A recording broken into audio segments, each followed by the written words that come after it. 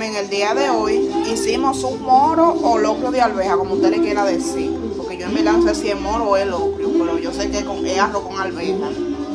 Y lo hicimos con patica, lo hicimos con piqui pala. Aquí se come muchísimo eso porque el piqui pala tiene muchos nutrientes y además que es una fuente de colágeno. Las paticas tienen eso. Yo sé que a ustedes no les gusta, pero a mí sí me gusta.